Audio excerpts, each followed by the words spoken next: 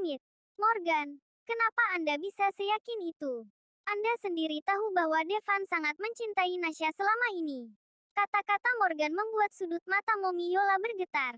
Semua ini gara-gara Megantara sialan.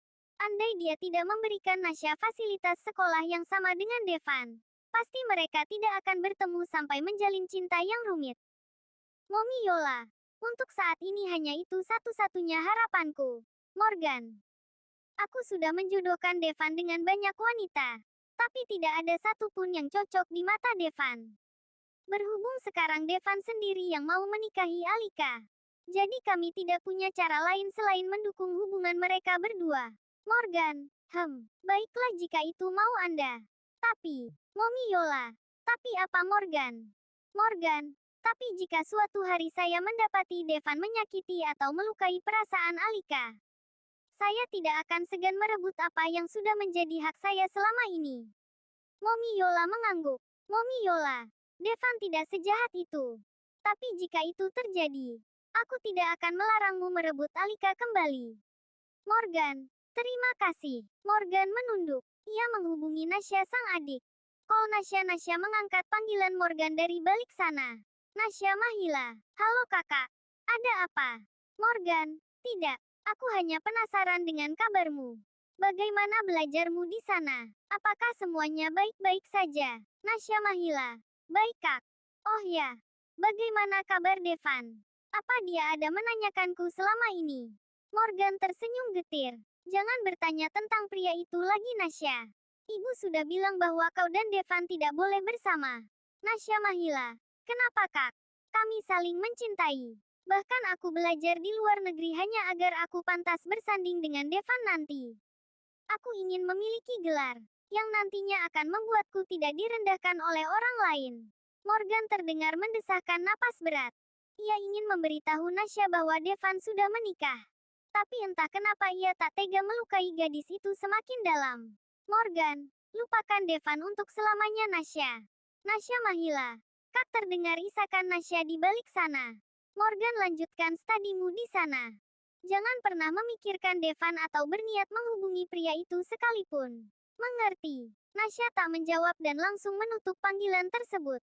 Kembali lagi ke rumah utama yang menampilkan sebuah rumah tangga layaknya kucing dan tikus. Di sana, tepatnya di kamar yang berisi Devan dan Alika. Alika, Pak, Alika berteriak girang. Devan Megantara, ada apa lagi sih? Dari tadi berisik terus. Devan yang baru saja selesai keluar dari kamar mandi mendengkus. Alika, lihat kaki saya. Sudah mulai mendingan dan bisa dipakai jalan beberapa langkah tanpa mengenakan tongkat. Alika mulai berjalan pelan-pelan menghampiri Devan. Hah, benarkah? Akhirnya kita bisa keluar dari penjara ini. Devan ikut tersenyum girang. Alika, iya pak, akhirnya Kit. Alika tiba-tiba kehilangan keseimbangan dan tanpa sengaja menubruk tubuh Devan. Devan Megantara, hati-hati, handukku. Ia memekik. Alika, kenapa? Pak. Alika menoleh ke bawah. Mata dibuat terbelalak begitu handuk Devan nyaris terjatuh dan memamerkan setengah dari dalaman berwarna hitam yang Devan kenakan. Alika, Pak, handuknya mau jatuh. Ia tahu. Kau pegang badanku. Aku mau membenarkan handuk dulu. Alika terpaksa memegang dua bahu Devan yang tak terbalut kain apapun. Pemandangan dada lebar tersaji lebih dekat. Harum wangi tubuh Devan membuat wanita itu dimabuk kebayang sampai harus menelan salivanya beberapa kali. Devan Megantara, pegang yang kuat. Devan mulai menjulurkan dua tangannya ke bawah. Sesegera mungkin ia mengencangkan handuk ke pinggangnya kembali. Alika, sudah. Pak.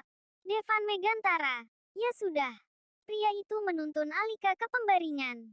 Lantas memberikan tongkat yang biasa Alika pakai. Devan Megantara, pakai ini. Nanti kita cek ke dokter tulang untuk memastikan kondisimu. Alika, iya. Pak. Alika melipat bibirnya malu. Tadi hampir saja ia berhasil melihat dalaman Devan. Kenapa jatuhnya setengah setental sih? Cek, Devan. Alika terus Terus.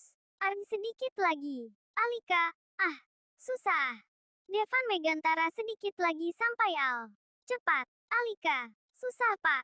Terdengar suara ambigu di dalam sana saat pelayan hendak mengetuk kamar untuk mengingatkan mereka bahwa sekarang sudah lewat dari jam makan siang. Itu mereka lagi apa ya? Tanya pelayan pada teman di sebelahnya. Hah, memang sedang apa? Ngomongnya sambil mendesah-desah begitu. Lalu bagaimana ini? Sudah jam 1 tapi Tuan Muda dan Nona Alika masih belum keluar kamar juga. Tunggu saja di sini. Mungkin masih proses. Devan Megantara. Terus ya. Kenapa berhenti kau? Devan berteriak. Alika. Takut jatuh. Pak. Alika terengah-engah menahan napas. Entahlah. Main di atas meja mungkin. Otaknya mulai ngeres. Padahal mereka semua hanyalah jomblo yang belum pernah merasakan anu-anu. Devan Megantara. Wah. Kamu payah Alika. Devan terdengar mendesah kesal dalam sana. Alika. Maaf pak. Susah tahu. Kalau tidak minat jangan minta ajari. Dasar kau payah. Maaf. Alika terdengar meminta maaf berkali-kali. Pelayan di depan pintu saling menepuk bahu. Kau dengar. Nona Alika katanya payah. Kalau begitu ganti saja dengan saya. Itu sih aku juga mau. Protes teman yang satunya lagi. Aduh. Aku jadi ingin nikah. Mulai. Kamu itu selalu gatel. Ingat kita ke sini mau menyuruh mereka makan siang. Tunggu sebentar. Mungkin mereka sedang memakai celana. Tadi bilangnya baru selesaikan. Pikiran mereka berdua mulai berkelana kemana-mana. Padahal yang di dalam tidak melakukan apa-apa. Devan sedang mengajari Alika berjalan tanpa tongkat. Dan Alika selalu grogi setiap kali hendak melangkah. Ketahuan menguping. Sedang apa kalian di sini? Wah! Dua pelayan itu langsung menjerit ketika Devan membukakan pintu. Terlihat sekali bahwa mereka habis menguping pembicaraan di dalam tadi. Cepat sekali. Tuan, apanya yang cepat? Devan membentak lantang.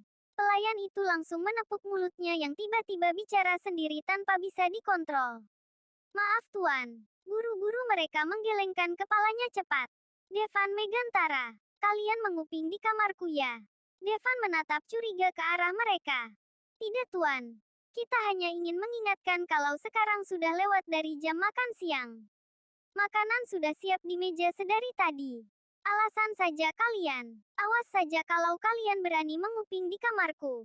Pintu memang tidak ditutup terlalu rapat.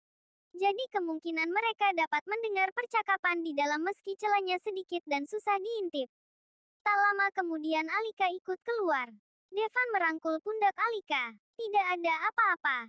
Ayo makan. Abis ini kita latihan berjalan di taman agar kau lebih leluasa dalam bergerak. Devan sengaja bicara keras-keras agar pembantu itu mendengarnya.